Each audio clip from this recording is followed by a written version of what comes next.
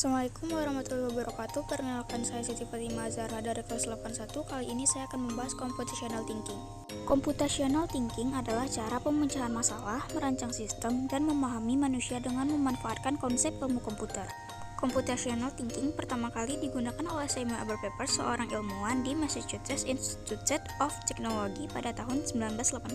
Pemikiran komputasional memiliki 3 tahapan. Pertama, formasi masalah. Kedua, mengekspresikan solusi. Ketiga, mengeksekusi solusi dan mengevaluasi. Computational thinking membuat anak-anak mempertanyakan hal-hal berikut. 1. Strategi komputer apa yang mungkin digunakan? Kedua, apa saja batasan, pertukaran, dan kendala yang terkait dengan penyelesaian masalah ini? 3. Karakteristik computational thinking. A. Mampu memberikan pemecahan masalah menggunakan komputer atau perangkat lain. B. Mampu mengorganisasi dan menganalisis data.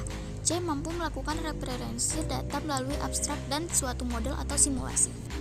D. Mampu melakukan otomatisasi solusi berbagai cara berpikir algoritma. E. Mampu melakukan identifikasi, analisis, dan implementasi solusi dengan berbagai kombinasi langkah atau cara dan sumber daya yang efektif dan efisien.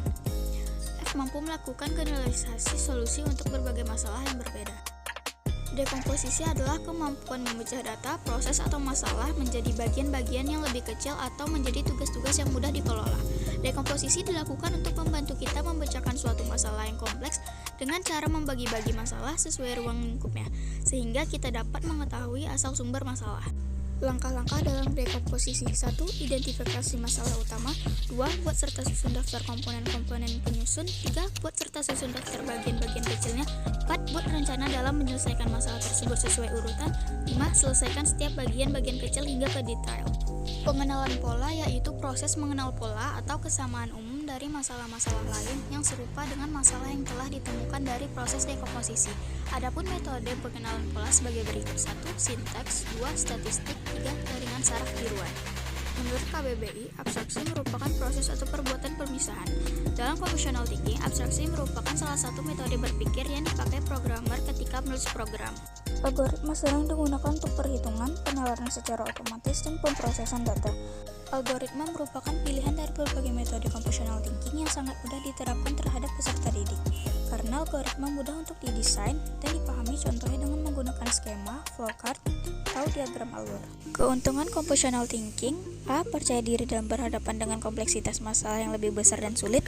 B. Toleransi terhadap ambiguitas. C. Mampu berhubungan dengan masalah yang open-ended. D. Mampu berkomunikasi dan bekerja sama untuk mencapai tujuan yang sama. Pemetaan permasalahan dan solusi dengan komputasi.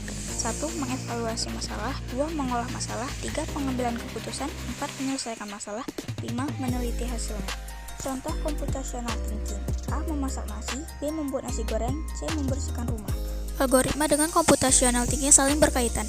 Seperti yang telah dijelaskan pada pengertian berpikir komputasi, seseorang diminta dapat menyusun solusi komputasi dengan menggunakan langkah-langkah yang logis dan disusun secara sistematis untuk mencapai tujuan.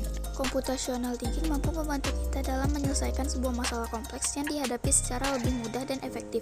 Computational thinking membantu otak kita untuk terbiasa berpikir kreatif, logis, dan terstruktur. Teori komputasi merupakan subbidang dari ilmu komputer dan matematika. Teori komputasi berkaitan dengan studi bagaimana persoalan dapat diselesaikan pada sebuah model dengan menggunakan algoritma. Komputasi modern adalah sebuah konsep sistem yang menerima instruksi-instruksi dan menyimpannya dalam sebuah memori. Memori di sini bisa juga memori komputer. Oleh karena itu, kita melakukan komputasi menggunakan komputer. Bisa dikatakan komputer merupakan sebuah komputasi modern. Sekian penjelasan dari saya. Mohon maaf bila ada salah kata. Wassalamualaikum warahmatullahi wabarakatuh.